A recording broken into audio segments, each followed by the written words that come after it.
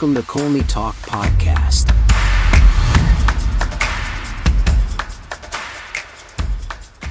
Hello, everyone. Hope you're doing well. Welcome back to another episode of Colney Talk Podcast, a bite-sized show. I'm your host, Alex. First-time guest, happy to have you here.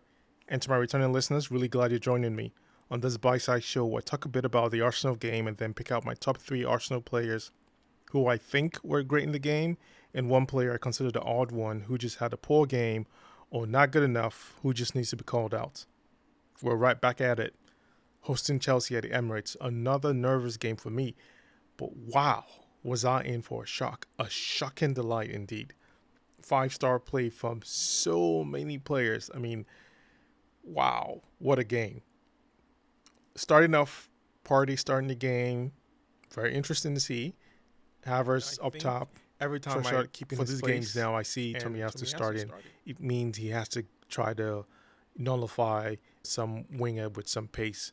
In the past 2 games has been that case. And he was a good player to slot in, rightfully so. As the game just started, our first great play from Ben White. I mean, this was the sign. Who knew this was going to be the sign of so much to come? First play from Ben White for Havertz, playing him in. I don't think that was offside still. I really don't. And that was a really good chance. And you can count them. There were countless chances. The passing combination started warming up, and with a beautiful pass from Rice to Trossard, one touch, bam, goal, 1-0. Like, executed to perfection. This was the exemplary wish or hope for those games where I talk about in the past, where there were fluid passes, the way things were going in and around the box, in the box, when the touches were going through and everything just going fluidly, as you know, Arsenal brand. But within the box, poor connection on the final touch, poor connection on the final shots. This time, no, everything was rightfully set up as intended. Arsenal knew that they had to do this, which it was well executed, and it was flawless. I mean, Trossard, what a baller. And from that, Arsenal making sure to play as if there wasn't any goal yet. I like that. Odegaard taking a set piece with nothing from it. But the game kept going on with so much to play for. But then the next flow of play from Arsenal was breathtaking, all ruined by a horrible foul. I mean, I'm more disappointed by VAR than the ref at this point. I barely talk about the ref and the incompetence in different situations and the excuse that they were not close enough to see what happened. But for this, knowing that VAR looked at this and said there was nothing from it, there's going to be a time when a lot will be said about this, for sure. Because this was so blatant, not sure what else to say about it. And believe me, it has, red card or not, at least I wanted something to show that there was a careful look and some sort of action taken. Even if this happened and the player got yellow card from a VAR review, I'm okay. I mean, I'm not here really jumping for a red card, because this was a bad tackle, a bad play, and the fact that VAR didn't really look at this and make a right decision, or at least make some notion to have this reviewed a little bit closer, was poor, flat out. But the game went on, and then another mischance from Arsenal, that is Havertz to shoot, looking to pass it to Rice, which could have been a 2-0, and this felt like it was a hopeful red carpet pass for Declan Rice to just walk in that ball into the net. But oh, that was a bad miss. And right there, that feeling of this clear-cut chance was going to come back and haunt us. It has never failed, because we've had to deal with that in the past, mind you. But the game just went on. Arsenal had to deal with this disappointments, and we continue playing our game. Ben White simply outstanding with his overlapping runs. Really impressive. So light on his feet. He kind of moves Odegaard-esque if you ask me, when he's doing those overlapping runs. And I think his crosses and pullbacks are beginning to have some different degree of plays, and I'm really enjoying it. Arsenal showing a number of threats with beautiful crosses from Odegaard. One that he crossed in the box with Tomiyasu to head in, but he couldn't direct his header properly.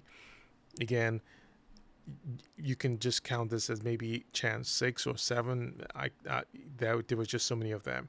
And then Chelsea, on the other hand, they had a close chance from a corner that just zipped past Ryan front, and that was maybe the first chance on our side of the field to really do something. And Rice had an individual moment of madness with a delicious move and shot in one fell swoop that barely shaved the bar.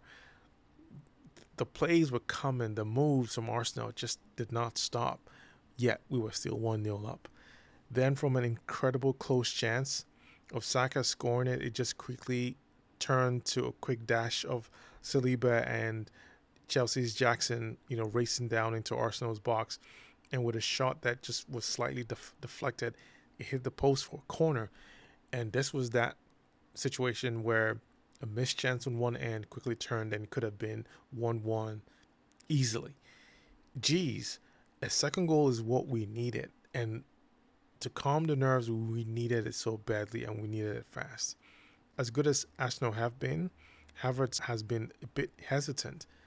And that first attempt where he could have just fired a shot instead of passing to Rice, that was the first indication of how ruthless we weren't, and we needed to be. Then ping pong chances at Chelsea's keeper started growing. The second goal should have gone in by now. Truly, we should have. Saka punishing Cucurella, that was a sight in so many variations. Arsenal were doing a lot and were pressing for that second goal, and it hadn't come yet. You've heard the story before. And as much as we were pushing forward, Chelsea had their own moment as well. There was a deadly cross for someone on the other end to connect. No one there, but that kind of opened our backside for a Chelsea player, Cucurella, at this point to pick up the ball and fire a shot. Thankfully, we had Ben, White, and Saliba coming close in a little bit, but the ball rolled in again for another open shot, and Chelsea had taken that second shot, but ran out wide. But it wasn't far off from the net. It really wasn't. These were 2-3 chances on their side that easily would have made things 1-1 at this point. An exciting 35 minutes in the first half so far. Crosses and passes for Arsenal was all you could imagine happening. And it was calling for someone to connect to the end of that ball with these crosses. And we're just waiting. In saying that, I don't want to sound like a second goal needed is as privileged. No, but you just had to see how fluid and open the chances for Arsenal were. I mean, the deflections, the shots were blocked, not those. Shots directed at the net. Those were clear attempts that should have gone in, but just didn't connect. Some of those shots, maybe they didn't find their feet, but this was literally plays that should have resulted in goals. These missed chances gave Chelsea a chance to grow into the game, which they did, and have a number of their own shots in our end. And they were quite worrisome. But Madueke going down the left against Tomiyasu wasn't quite a comfortable thing, because as much as Tomiyasu tried to play his game at his best, there were a few moments of concern. Kind of slight resemblance of what Sané showed when we played Bayern. But no need to go back to those memories. And Madueke was definitely a handful for Tomiyasu as he tried to limit any chance he got when he was getting past the ball. And that was a good credit to sort of manage as much as he could. And then with another build-up going forward, Chelsea held on to just maintain their composure and defend as much as they could. And that was it for the first half. Still 1-0. Second half, with a couple of yellow cards in mind, especially for Arsenal, we had to play smart. But a lot was going to be on making sure we can put some distance with some more goals. Then an open goal moment from Rice. From a dispossessed ball, he had his shot saved. Oh, what a golden chance missed. So we were having so many more golden chances missed than clear-cut chances of goals. And then another cutthroat pass from Odegaard to Havertz. Another shot saved. Goodness me. Please, could one or two more goals go in? Pretty please? I mean, we were just begging because at every turn, the attempts were not stopping. The attempts were definitely there. But all that didn't mean anything until we put it in the net. And yes, thank you, Ben White, for coming through for that second goal. I mean, we surely needed it. We surely needed that goal to keep things going. And then, hey, we definitely knew we needed a third the way we were playing. And no, I'm not greedy. Arsenal played like they were on a diet with the amount of chances they had so far, just going back to the first half. And Partey in the middle just gave a slight reminder of how good he was, or how good he can be, laying off beautiful soft passes forward to the players, to Trossard, to Saka. Oh man, what a lovely sight. And well, look who came back to pay for his sins. Havertz. Wonderful goal and a worldly of a pass from Odegaard, making it 3-0. Now we were properly in a driver's seat.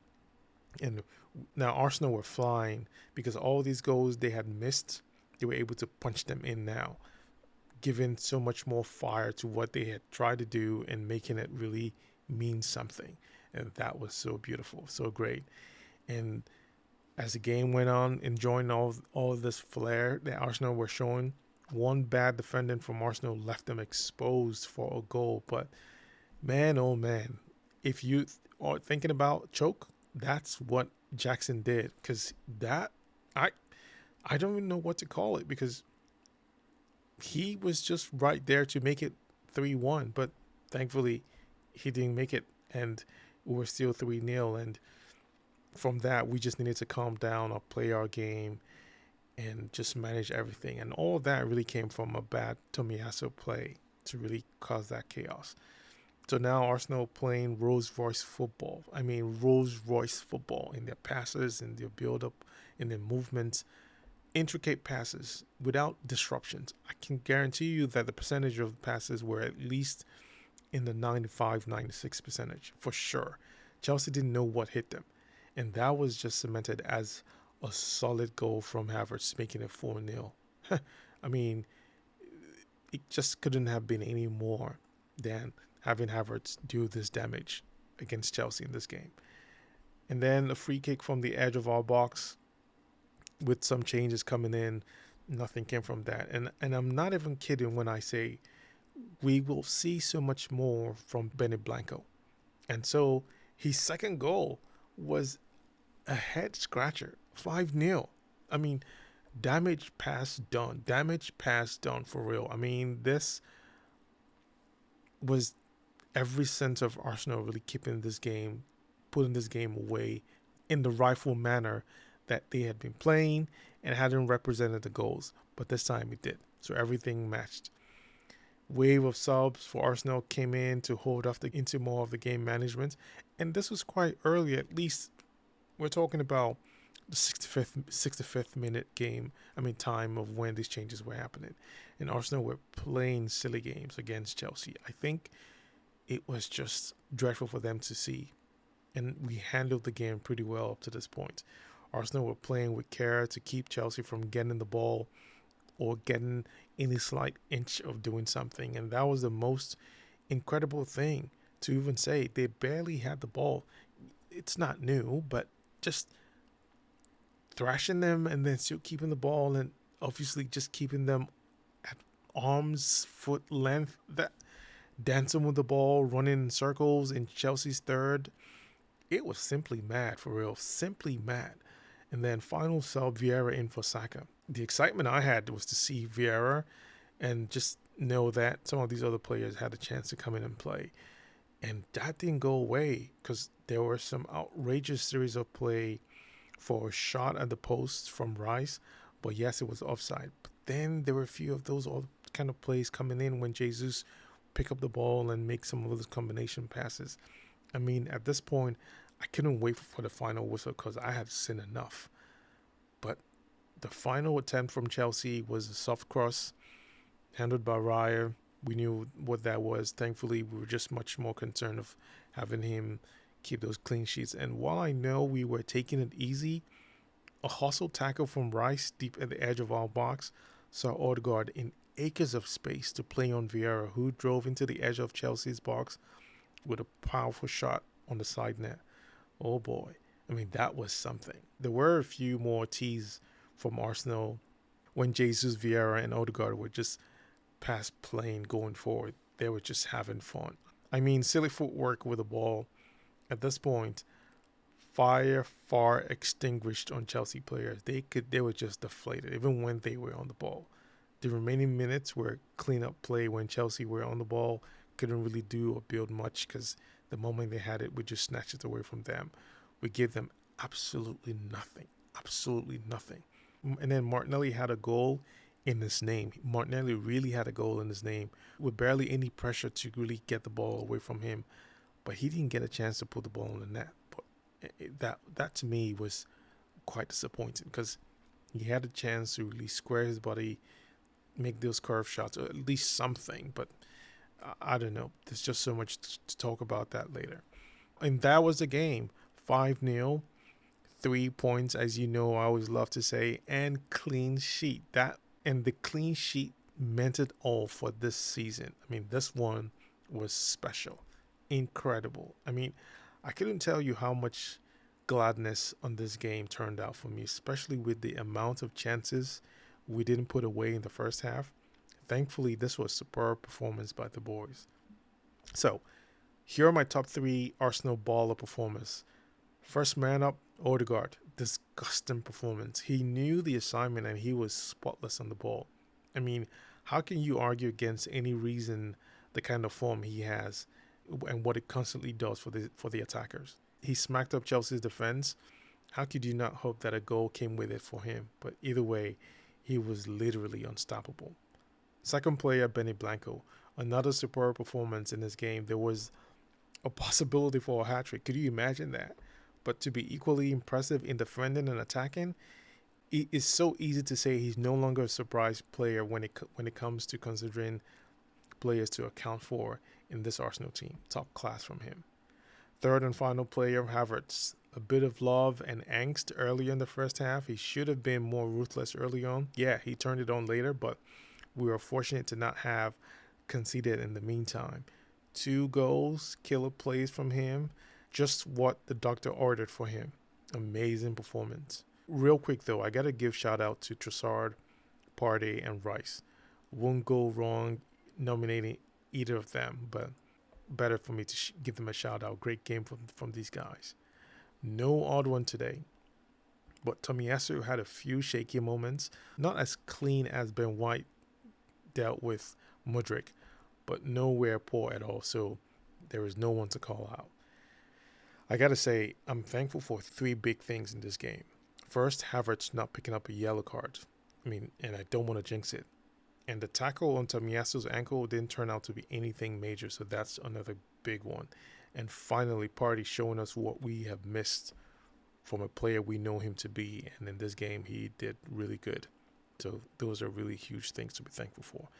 Glad this is done and enough to push us for the game with them folks over there.